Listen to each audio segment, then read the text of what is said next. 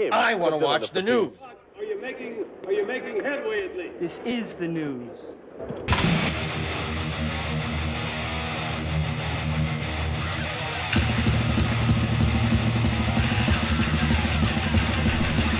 Smack-a-ma-gob, it's time for the only news that matters on Kiss Wednesday. And every band that's lasted more than 20 years usually has that one album where they get a second wind. No matter if they were considering yesterday's news just months before. These records are the ones that remind everyone why acts are so good to begin with. Either by going in a different direction or delivering more of the tunes that everyone knows and loves.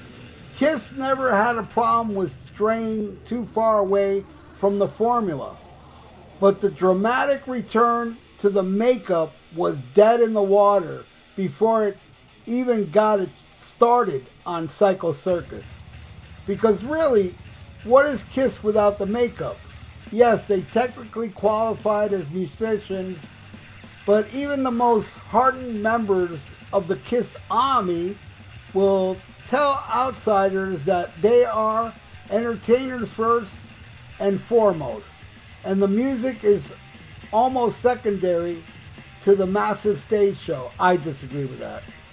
So how the hell did they manage to pull off a makeupless version of themselves at all?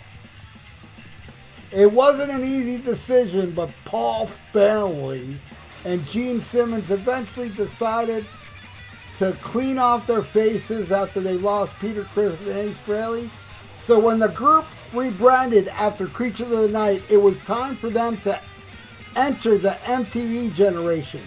Now, instead of the demon persona that could have killed in music video form, Simmons traded his look for a glamorous look that might as well have been the opposite of his strengths. They still managed to squeak by for a decade with a new lineup, but when Frehley and Criss rejoined the group for a few tunes at MTV's Unplugged, something felt different. Maybe everyone could let bygones be bygones and make a new record. It was all just a matter of getting everyone on the same page. Listening to the record, Circus, it initially seemed promising. The guitar roar and Stanley's deliver on the title track chorus would have made a great opening for their tour. However, the rest of the album tells a different story. The Ace Frehley song, Into the Void, is the only song on the album to feature all four members playing on the track. Yep, I remember, man, when I first bought that album, I wasn't thinking, oh, they got ghost musicians, it's not Ace and Peter. I didn't think that at all when I first heard it. I do remember when I first heard it, I was very disappointed in it. You know how excited I was for Circus. Finally, my favorite lineup of Kiss is getting back together. And yet, it really doesn't sound like Kiss. You know, I mean, with the anthemic songs, they're trying to recreate Rock and Roll All Night with I Pledge Allegiance and all that crap. And then there's songs about unity, which is, you know, We Are One, my favorite song off the album. But nothing could be further than the truth. And then the song, You Wanted the Best, the lyrics say something like, oh, the fans said it and we obey. Yeah, right. You obey these nuts. You make an album saying, oh, the original Kiss back together. And you make an album that only has one song featuring all members and the rest is a sham. But you know, after a while I did warm up to like about half of it. I really love We Are One. I know that's a song a lot of people hate. I love that song. I love the title track. And that's another thing. The title track. Circus, the first time I heard that, I got so excited. I was like, oh my God, this song rules. And that's Ace and Peter. That's what I thought.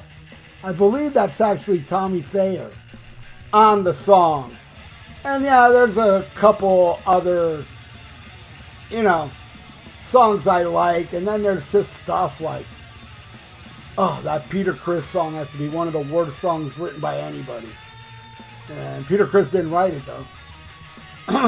Not that he would have made it any better, because Peter Criss is not really known for his excellent songwriting. I think Kiss has made worse albums. But this is like a repeat of Creatures of the Night, even though, yeah, Dynasty and Unmasked didn't have Peter Criss. But Creatures of the Night, like, I remember there was a press conference where Ace talks about playing on the album, and Paul, they both lie about it. And then fast forward to the Psycho Circus shit, when they had the press conference, they were all, Peter, Ace, all of them, were pretending they all played on the album.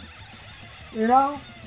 Pulling the wool over our eyes. And I thought it was. I thought it was all four. Because look at any footage of Kiss doing Psycho Circus live.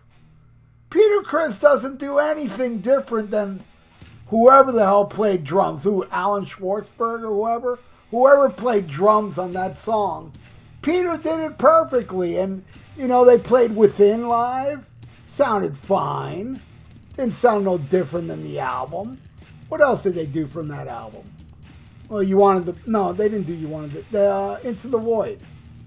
And that was, well, Peter did play that on the studio version. But in the end, yeah, y'all gonna get back together and release an album with other musicians and not say a word about it till later. That was the same thing with Creatures. Creatures, you didn't know it wasn't it. I mean, I didn't really analyze it, to tell you the truth, because I remember back in '82 when I first heard Creatures of the Night, I wasn't thinking that was an Ace. I was thinking, wow, Ace is playing differently now. You know, because I had this mentality like, you know, this is the most heavy metal Kiss album. And it was. It's still the most heavy metal Kiss album, along with Lick It Up. Me thinking in '82, hey, you know, Ace changed shit up. He's not playing like he usually does. That's how I thought. But when it comes to Psycho Circus, come on, man. You got these people playing like Ace, making believe they're Ace. And then you have drumming that's not that difficult. You know, we all know Peter Criss wasn't, you know, up to snuff anymore, playing the triggers and stuff. I still enjoyed the hell out of the reunion tour. But still, I mean, the drumming on Psycho Circus is pedestrian. It's something that they could have done, you know, Peter could have done easily. And it's so stupid how he wasn't on the album. It's terrible. And, you know, and also, the music, I mean, what do they do on the next studio album? Sonic Boom? They try to recreate the 70s. Why couldn't they try to recreate the 70s with Ace and Peter, right? Makes no sense. And I bought tickets to see the Psycho Circus tour, and they canceled the show because Kiss was offered to open the Super Bowl. So they went and played Rock and Roll All Night at the Super Bowl and dissed all us people here in South Florida. Yeah, the fans talk and we obey. So we got hosed because you know that Super Bowl offered more money. You know, I believe the show I was going to was sold out. I believe it was. And I was excited to see it with the 3D glasses. I've heard rumblings. People said it sucked, this and that. But I also heard rumblings. People say that it was good. So, yeah. I got dissed for the Super Bowl. So I know there's a lot of you out there that hate this album. And then there's a lot of you out there that like it. And I would like to know your opinion on Psycho Circus in the description below. I think it will be awesome to hear what you think. And also, thank you so much for watching The Only News That Matters. I really do appreciate it. I hope you are subscribed to my channel. If you're not, please subscribe to my channel.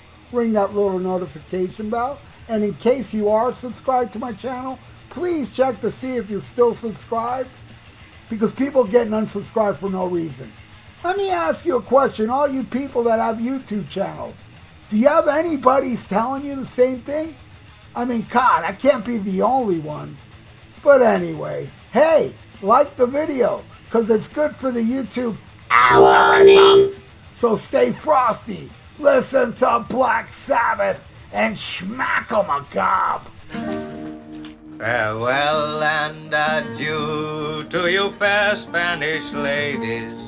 Farewell and adieu, you ladies of Spain. For we've received orders for to sail back to Boston. And so never more shall we see you again.